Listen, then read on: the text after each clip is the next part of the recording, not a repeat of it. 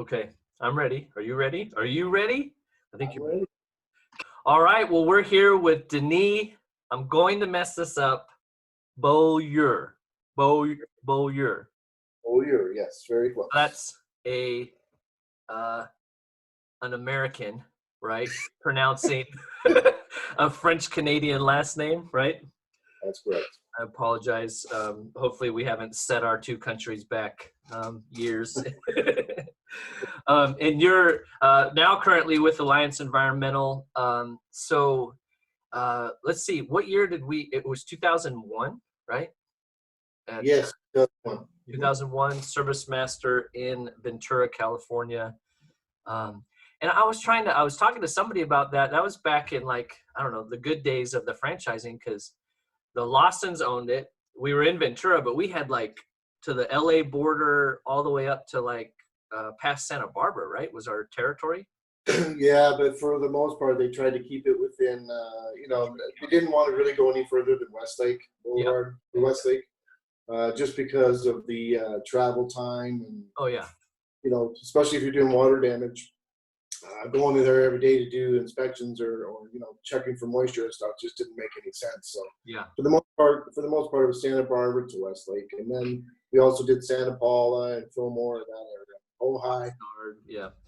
Well, for those that aren't familiar with Ventura County, Ventura's down kind of on the plain, and you go up into Thousand Oaks and what's up there, Simi Valley and everything, and then down back into LA, and beautiful area.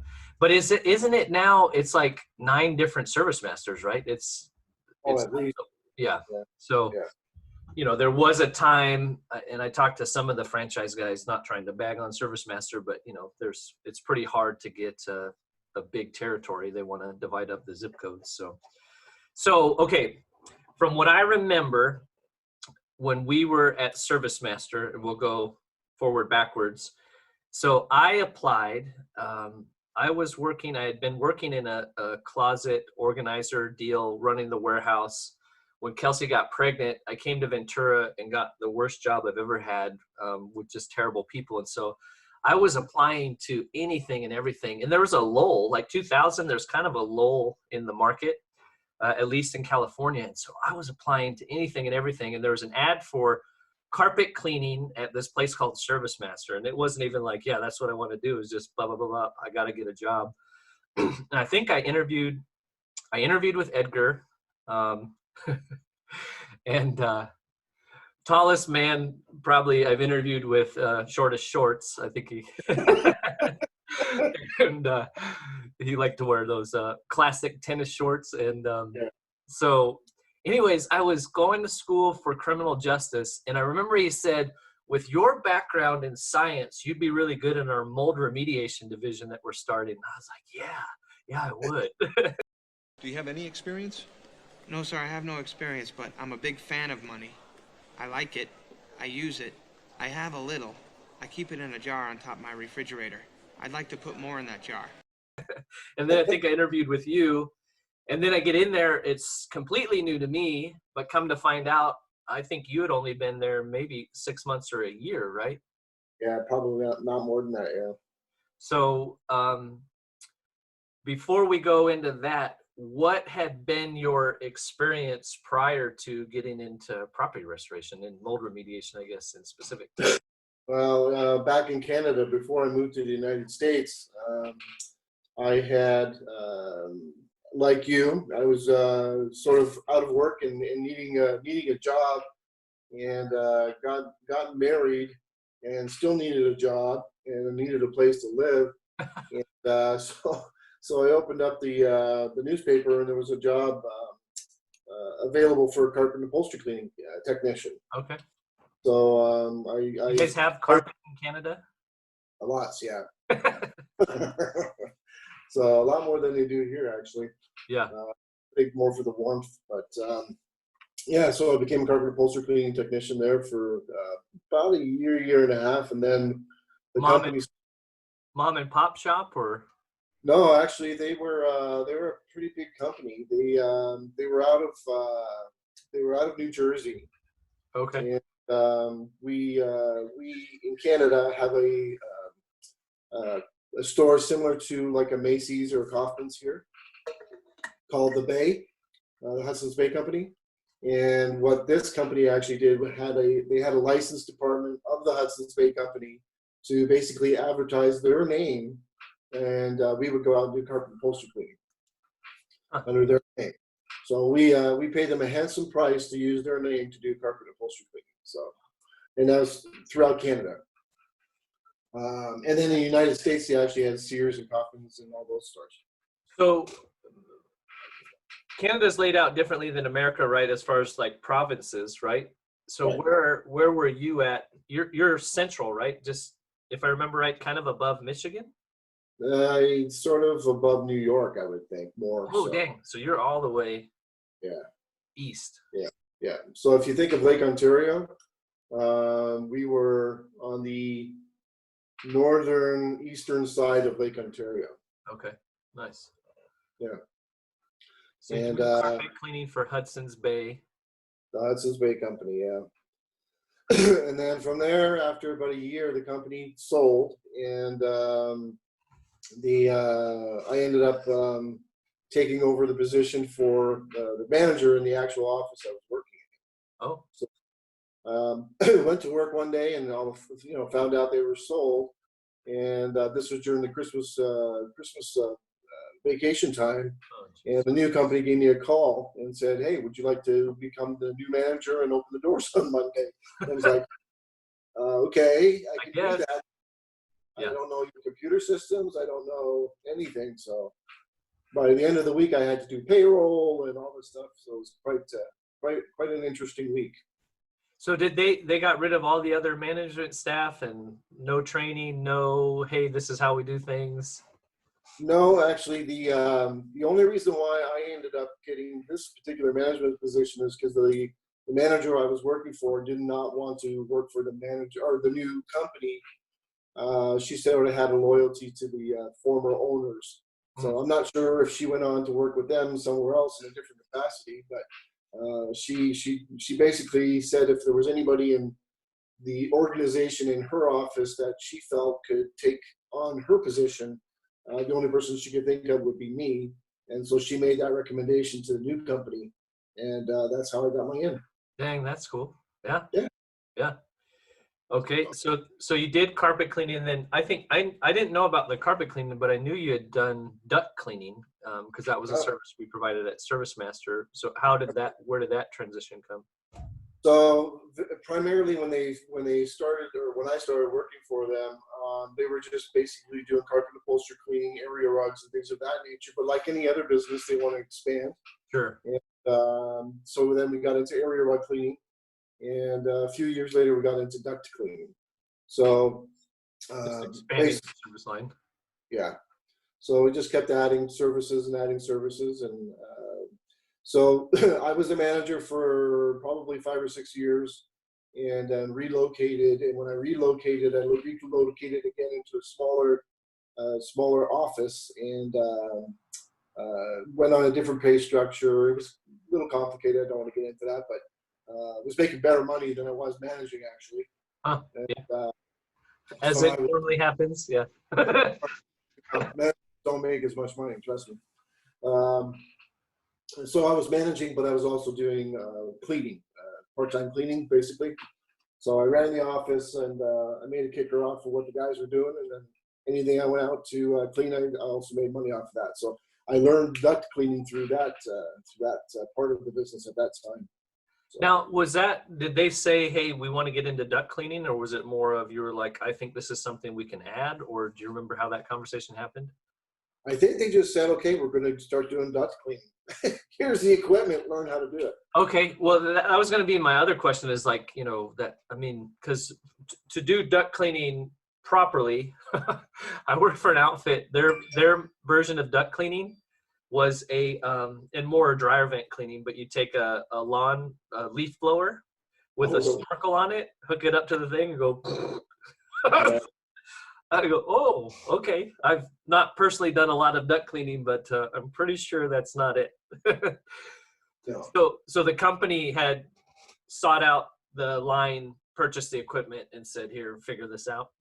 Basically, yeah. I mean, We ran a lot of portable equipment. So for the most part, everybody that was even carpet cleaning, we all had all portable units. So nobody had any truck mounted equipment or whatnot. So it made things a little harder to clean because the equipment isn't.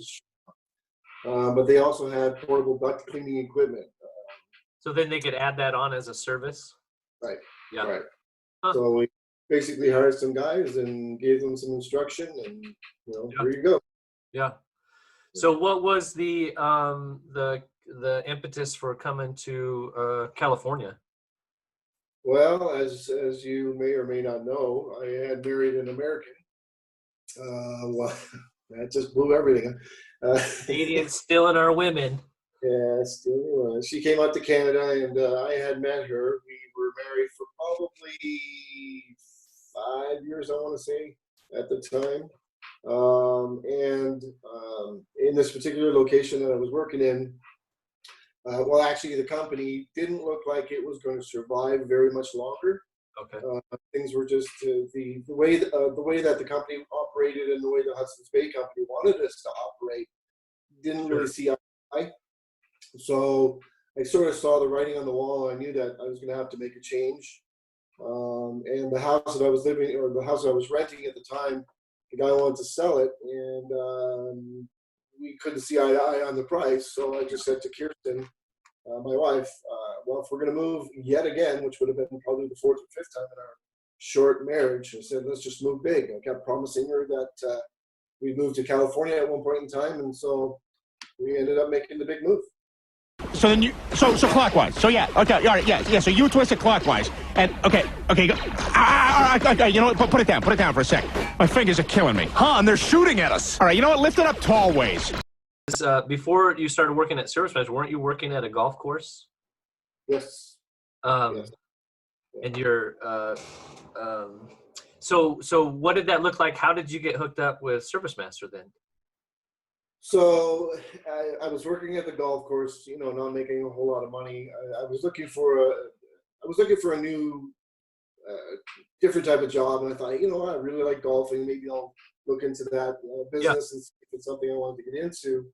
And after working there for 3 or 4 months, I said to myself, well, I'm married and I have a kid and I need to make money. Yeah. And this wasn't going to do it. So I actually, went back to my roots, went back to carpet upholstery. Yeah. So one day I just opened up the yellow pages and started looking at carpet cleaning companies in the area. And one of the very first pages I opened up, it said, Service Master by Lawson and Lawson. Yeah. In the carpet, and I thought that's just that's got to be God speaking to me, because my in-laws' last name, my wife's name is Lawson. There you go. So I actually put in an application there, and the rest is history. Actually, just. So you were thinking you would just get a job cleaning carpets and upholstery and make your money that way. So how did that conversation go then? So I put in the application, and I met with Edgar in his little shorts, and thought they were kind of an odd couple, because it was a husband and wife company. Great people, though.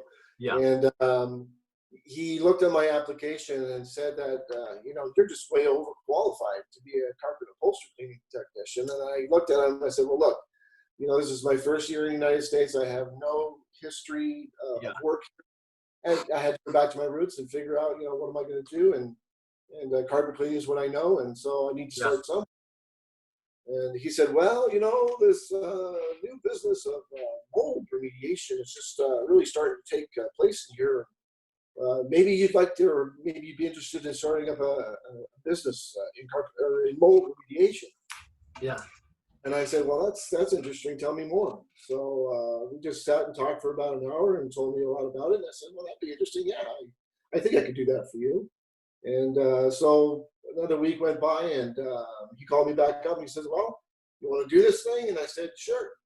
And he enrolled me in a class to become a certified mold remediation technician. And I did that class for a week. And my very first day of work, actually, So I did the weeks with the class.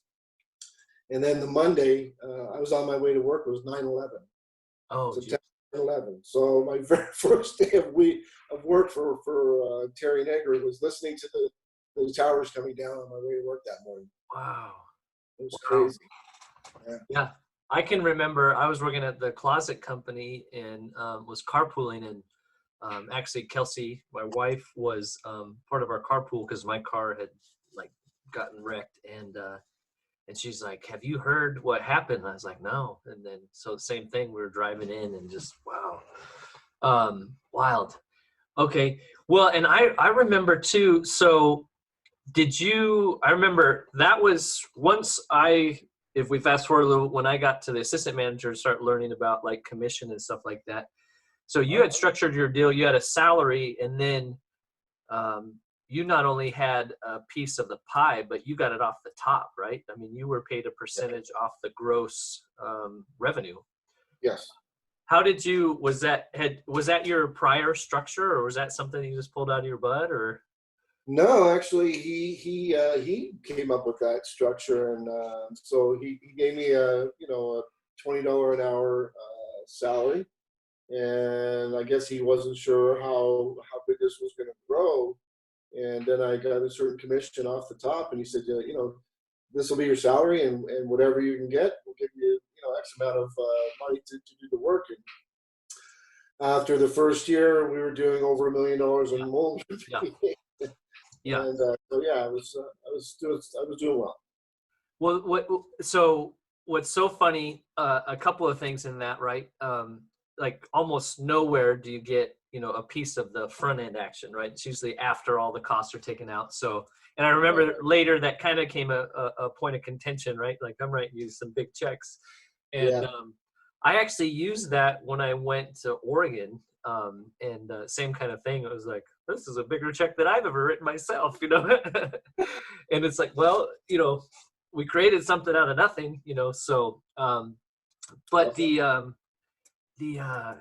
shoot, I lost my train of thought. So you got the commission structure, incentivize. The mold is gold.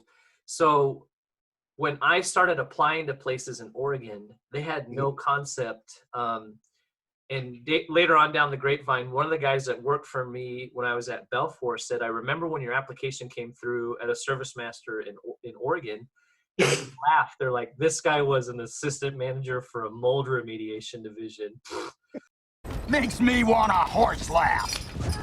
People didn't have a concept that was a thing, that you could have a whole division dedicated to mold. And there's some companies now that, kind of specialize in that. But yeah, there was, when I talk to people about numbers we were doing in mold per month, it's just like, they can't even imagine. And then the margins we were pulling. Obviously, industry's changed, it'd be pretty hard to pull those margins now in that volume. But, it really was. I can't say the opportunity was out there, and we got pretty darn good at making a name for ourselves and pursuing it with the right people, the right partners, so. So I guess that was what I want to draw out that I think is interesting about your story is in each of your spots, right? You're going to places where you have no prior direct experience, but you have relevant experience. And obviously credit to Edgar, he's seeing, the potential for this, and then pretty genius, structure it to a way where there's enough money in there to keep you interested, and then enough potential to really motivate you, and that's I don't know if there's owners out there, the simpler your bonus structure is, the better, right? Because so many companies, I like to say, if people are interviewing somewhere, if they can't explain the bonus structure to you in 30 seconds, it's complicated and you're never going to get paid, or it's going to be much lower than they advertise. But whereas yours was like pretty straight line. So what do you think that is that you can, say like the like you got thrown into management with the Hudson's Bay, that sounds like maybe that was for them. They're like, well, you're the guy, and they said you're the guy, so let's do it. Whereas Edgar, is kind of threw his stones out there and said, let's do this. Yep. What is it about your upbringing or your character or how you're wound that you say, you know what? Yeah, I think I could do that. Well, there's no risk, no reward, right? Yeah. So anytime that basically any job that I've ever applied to, I really never had experience in that particular industry. Yeah. I worked in warehouses and I had to work on a forklift. They go, well, have you ever driven a forklift? Oh yeah, I've driven a forklift. Never driven a forklift before. And get on it. I mean, come on, it can't be that complicated, right? Right. So, I think I might have said this to you at one point in time. She said to me, what do you got to lose? Yeah. What do you have to lose? If you don't have anything, what do you have to lose? So just take the risk and you'll obviously learn as you go. Yeah. And, fake it until you make it kind of deal. Yeah. So figured, the next opportunity would always be possibly a better opportunity and just go in and, put your 110% effort into something and you're going to get, what you put in. So, yeah. Well, and that, I guess I have the benefit of knowing you for several years. So I don't think you ever go into something like, yeah, that's going to be easy. Obviously your wheels are spinning. So when I got there again, so you said if your first day was September 2000, that was 2001, right? 2001, yeah. So I must have started 2002. Yeah. I think it was April 2002. So when I got there, the team had just transitioned from wire brushes and palm sanders with paper sand, right, to grinders. And I don't remember, it might have been early on. We had such like a ragtag crew, but we go into this house and they're grinding. I remember James had hit, like there was like a drain plug or something like that. It caught his grinder and went like bop, and like cracked his hand or something like that. And he like went to the doctor, got it wrapped up, back to work the next day. Like, we just had people that wanted to work. And again, we addressed that, that was something we all learned. So we talked about it and said, hey, this is what we need to do moving forward, watch out for things. But so we were learning as we go, what we did the grinders, which in my opinion still was the most effective. It's the quickest, right? Yeah. And your containment has to be pretty top notch, to control all of the environmental aspect of that. And then I remember we tried steam. Yes. Did we ever try the dry ice? Didn't someone give us a machine to try? I don't remember if it was dry ice or soda. I think it was dry ice. I think it was dry ice. I think we tried that, but we didn't go in that direction because the equipment was quite expensive, and you had to keep the dry ice on hand. So you had to get coolers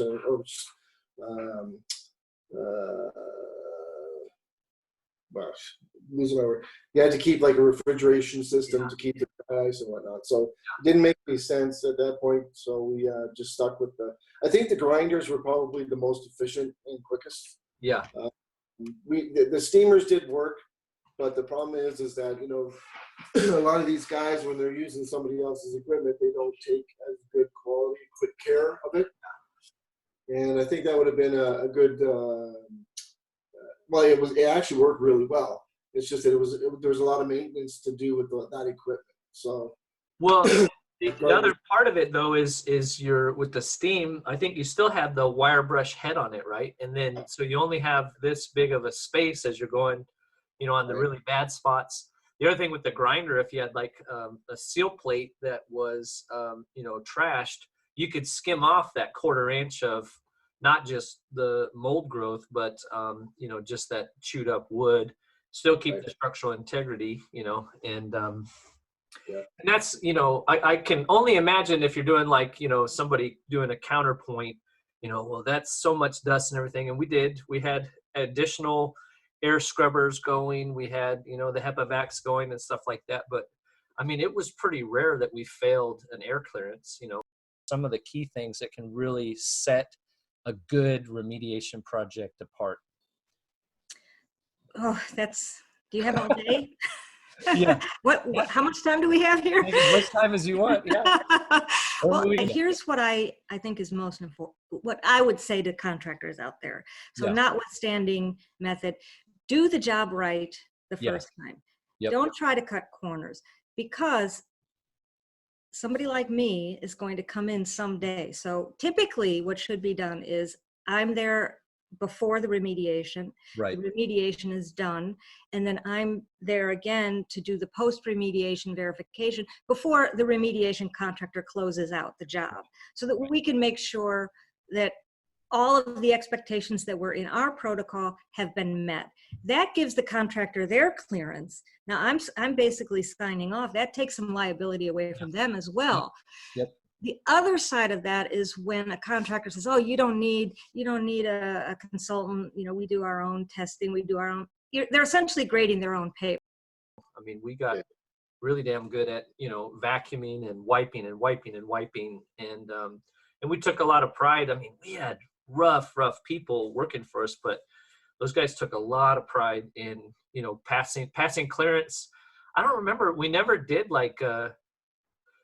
I don't remember us ever having to do hey, this is a challenge for whoever can do this or this. It was just more, I remember we would meet in the mornings, everybody get their assignments, and we'd talk about where people were at with their jobs. And so I think we had a certain amount of positive peer pressure to hey, Mike's jobs are going quicker and on schedule, and your jobs are kind of lagging behind. Like, okay, let's go get this, But and it's crazy because I see people too, we all took a lot of pride in even that old crappy van with the stick shift that we started out with that you bought eventually, right?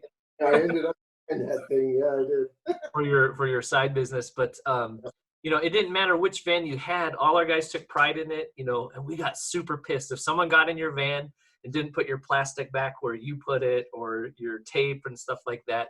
People just had a lot of pride, and it was a lot of fun.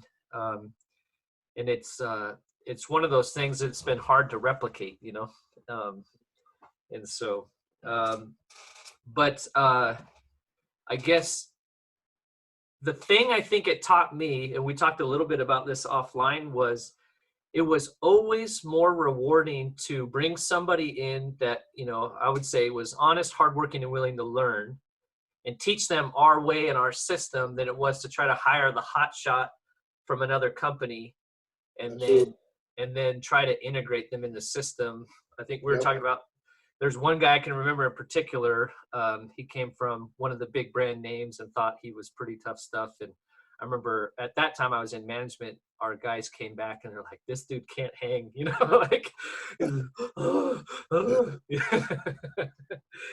then we take, literally guys that had rap sheets, and but they would kick butt, in doing what they did. So what do you think, as far as hiring people, where do you think your knack came for that, where you could identify this guy's a diamond in the rough? Because I would say, if you put our guys in a lineup, it's not the people that somebody would say, yeah, that's going to be a good employee. My guy right there. Right there. I want that one. I think it's just a sense of finding that piece of that heart that people have, that giving that, there's some people that are out there that if you've never given them a true chance to shine, they're always going to be that diamond or they're going to be that diamond in the rough that you're never going to find.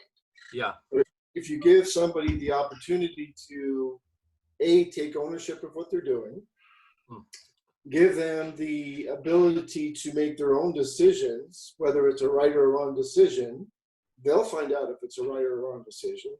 Yeah. And I always gave people the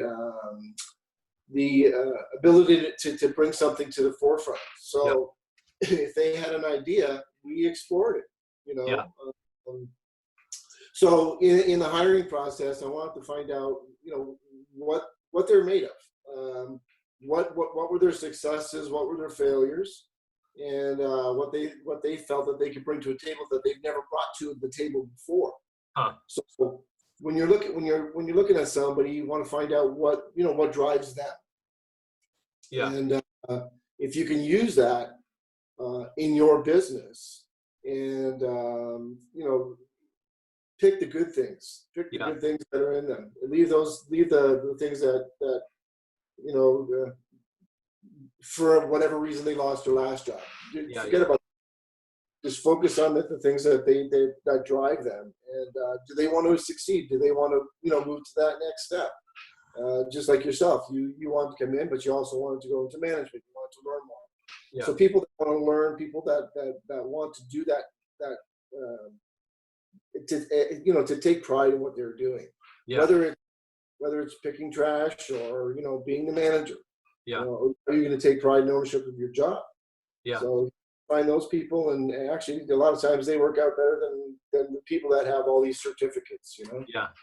So because trust me, after you've left, I did hire a guy who had, I think he had like 10 or 11 different certificates. Yeah. And he ended up being the worst hire ever.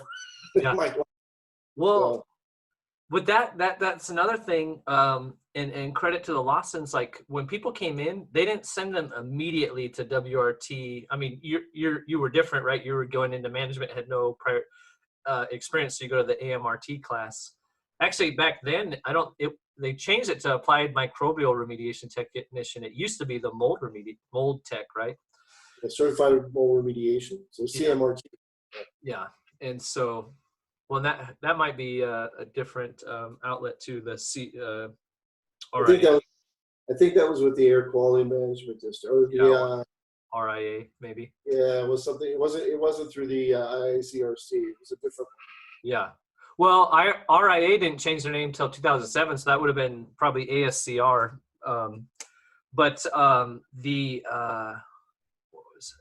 We didn't send people immediately to the WRT, and that was exactly, you get a new guy, you send them to the class, and then they think they know everything, right? It's like a kid that's coming out of college with no work experience. Whereas, for the most part, our guys would get 6 months to maybe even a year and then go to the class and understand why they were doing it. But I can remember, man, I think the first day, a guy, Mike, who we were talking about, who's now unfortunately died really young. Man, I got razzed pretty good. And so I've never been a tough guy. I've always diffused things with humor and whatnot. But I think probably day one, it was like, hey, we're going to F you up, and we're going to make your life miserable and stuff like that. And I remember thinking, I was scared, but I remember thinking like, well, let's go behind the dumpster, so at least it's not on camera. And I think that kind of, off the bat, it diffused the situation, and made for a better working environment. And those guys were really good, but it was tough. And I remember later on, we hired a guy that went to the church that Kelsey and I went to, and they did the same thing to him. And he was a tough guy. He thought he was a tough guy.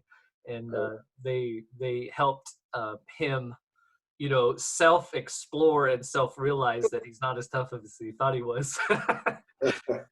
But in that, like you said, the taking ownership, making decisions, but also I think, for me, as I was learning management, the biggest thing was, like you said, allowing people to make mistakes. I think I would come with ideas and you'd be like, all right, well, let's try it, and then, I don't remember anything failing, but, some things weren't as successful as others, but that was, I think even in business, I was thinking back on, we tried, because we, initially we were wearing the even things like the polos, and then we went to t-shirts, and then we went extreme and we were wearing slacks and, ties. I think we were trying to go heavier after property management and trying to look professional.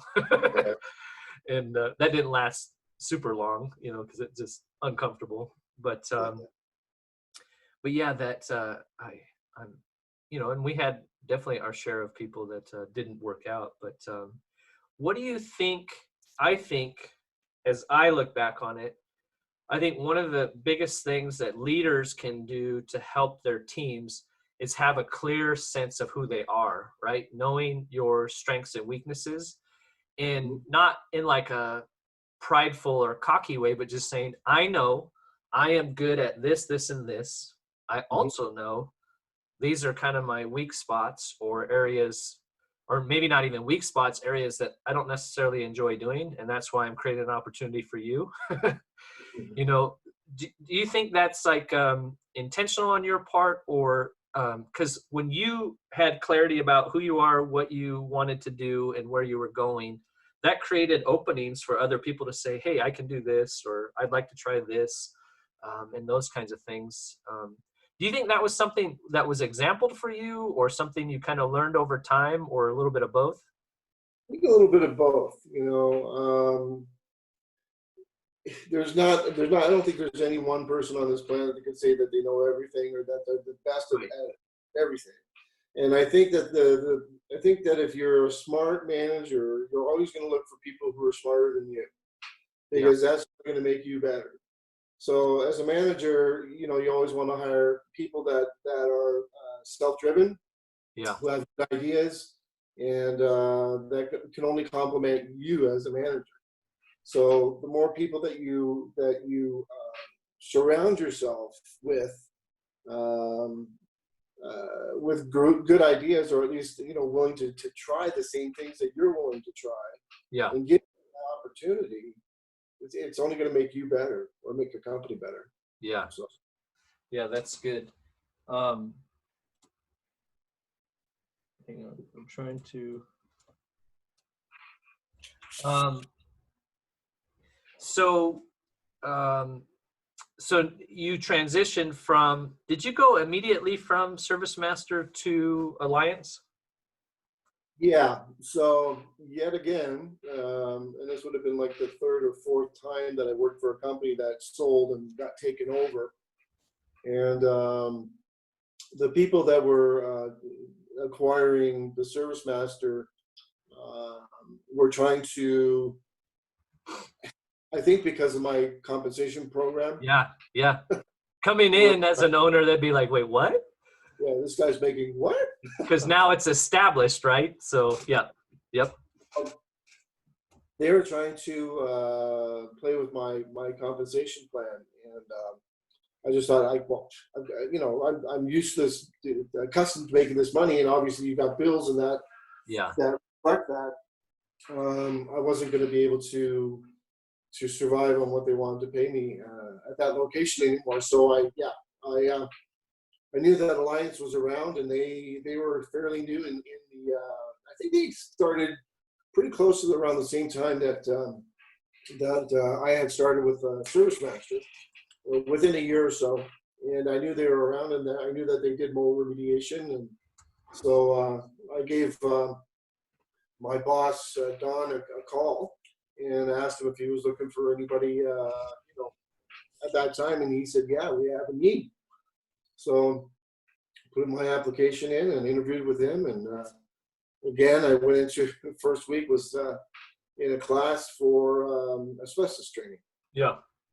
So started off with them and took that chance, and turned out to be quite successful at it. So.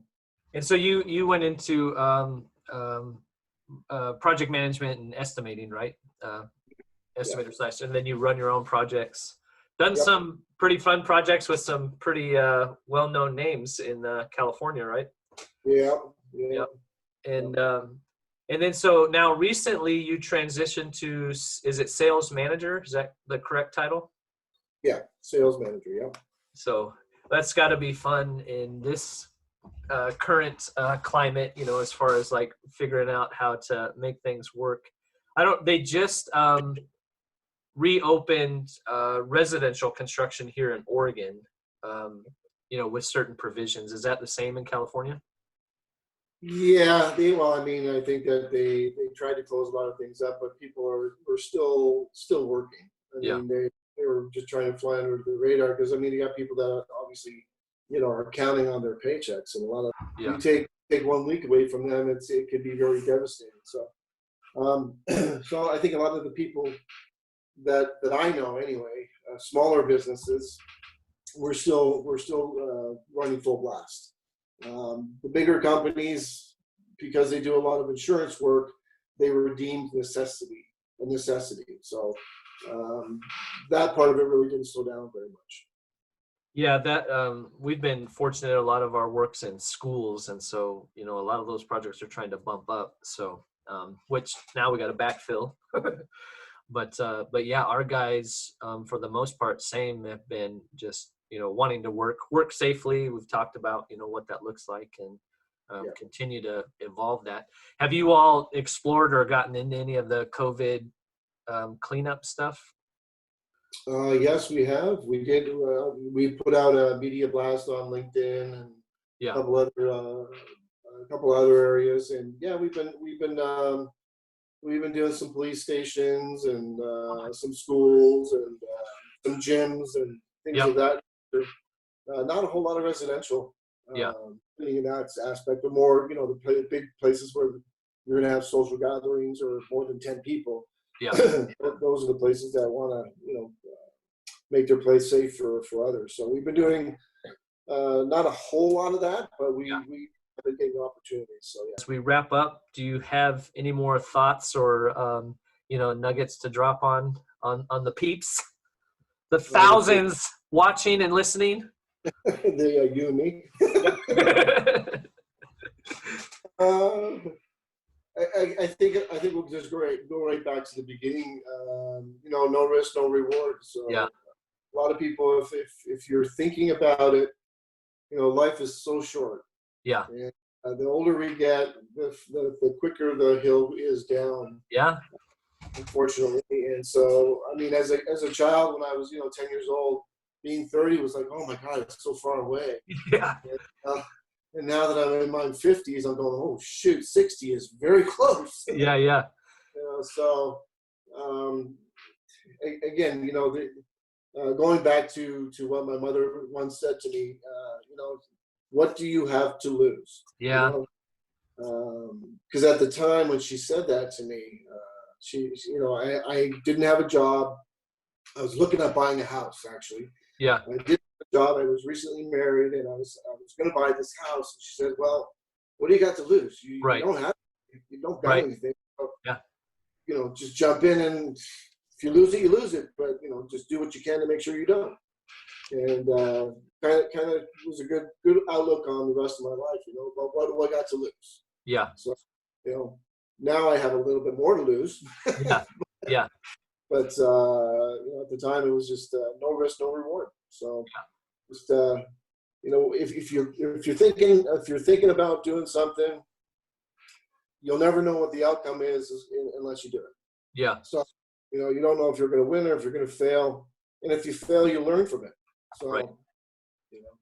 Well, and that was, I think, too, from a practical standpoint, it's not like you went in and just like, well, we'll just figure it out. You studied, you would research, and then a lot of it's trial and error, right? I mean, most, especially in construction, it's let's try this, and if it works great, then we'll continue to do it. And then if after 3 or 4 projects it's terrible, then we're gonna scrap it, Which happened.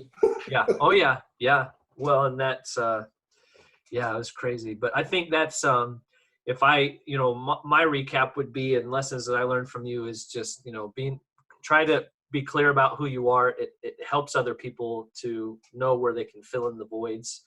It also helps you know what you need to add to your team, right? And then allowing people to I remember, because I was so convinced I was going into criminal justice. I was going to be a CSI, right? I was at Ventura Community College. How could they not hire me? And so I think when I first got the opportunity or the offer to maybe be the assistant manager, I was like, well, I really think my career's going this way, and so I remember one of the assistant managers you hired. I think you knew this story. He calls one day, he's supposed to check on, I think it was me and Avilio. And so we were kicking butt, doing things, and he calls and he's like, sorry, bros, I can't get there right now. I just shit my pants.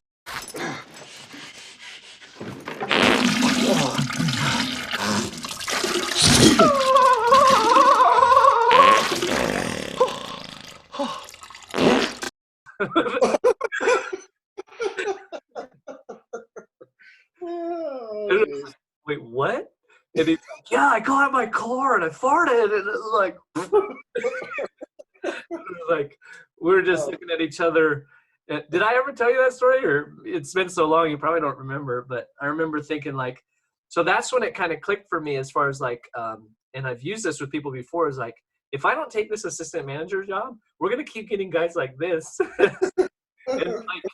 and two, those people coming in didn't know what I knew about our guys, right? And how hard they worked and what their values were. And so, you know, some people, you know, I mean, it's just, I am so fortunate to have learned under you as like my first kind of career manager, you know, and so, because it's helped me, you know, my perspective, your patience with people, allowing people to make mistakes and contribute, you know, and that willingness to say, well, let's try it, you know, you know, and I'm sure there's some of them where you're like, well, I'm pretty sure that's not going to work, you know, but you know, within reason.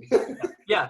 Well, and I think that's kind of like you do in parenting, right? You kind of set the boundaries and say, you can do and try anything within this perimeter. You know, if these are the absolutes, no, we're not going to do this, or, you know, but within those boundaries, go ahead and try it. So, but well, I remember one time, or at one period in time, we were getting so busy that we just didn't have enough people to do the work that we had. So, you know, to use a different expression, I think actually that was the expression. We'll just go there and piss on it, make it ours. Yeah. You remember that? Yeah. So, set up containment, or yeah. Yeah. So you and I would just go there and set up containment and let it sit for a day or two until we could get to it. Yep. And that actually worked out really well. Yeah. Yeah. Well, I think that was too, you know, you would, you know, I know early on and all throughout you made that, and that's probably, it's not like, you know, all of a sudden you set the system up and then you left. Like, even once the system was running, you stopped by jobs. I mean, we had a territory where you could do that. You stopped by jobs, you know, you'd call before you came. Do you need anything? And then, you know, if we're setting up containment, you would come in and, you know, set up. We all took a lot of pride in how quickly and how well we could set up containments. You know, I got it up in half an hour, and that thing hasn't fallen, you know, and so, and it's fun. I'm sure you got the same with your guys now. Our guys take a lot of pride in that, and so, and how clean the containment is afterwards, and so. Absolutely. Yeah. But being on the ground, you know, throughout the course of a week, I know you would have seen everybody probably at least 2 or 3 times. You know, they'd see you on the jobs. It's not like you were detached. And obviously, if we had a heavy estimate load, that was the other part. We could divide and conquer, right? You know, I think our roles were fairly flatlined in that sense. It was like, if I needed you to do something, you'd go do it. If you needed me, it didn't matter if it was running tape or, you know, it wasn't like, well, I'm the manager, you know, and so. Well, that's very true. I never really looked down at people. That was another thing too. Yep. I never really looked down at people. I never thought that I was any better than them or they were any better than me. I mean, we're all here to, you know, to do a job. Yeah. And I had absolutely no problem. You know, if the guy didn't show up, damn, suit up and show up, you know. Yeah. So we were putting together containments long after I was a manager. Yeah. So, you know. Yeah. Well, I still enjoy it, you know, every now and then getting out and doing it, because you like to prove to yourself that you can still do it. Do a job, young man. Yeah. And then there comes points where you're like, ugh, you know, I did that this last outfit I had with the carpet cleaning. I was like, I know how to do this. And it's like, oh, okay, yeah. So now you guys know. So go ahead and take over. So, well, cool, man. It's so good to catch up with you. I could talk to you for hours and hours, and we'll have to do it again. So For sure.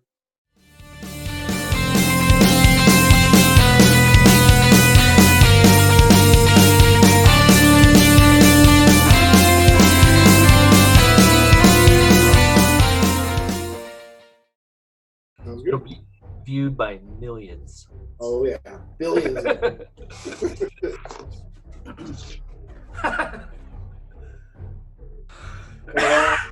I have to be like this because I'm in the witness protection program.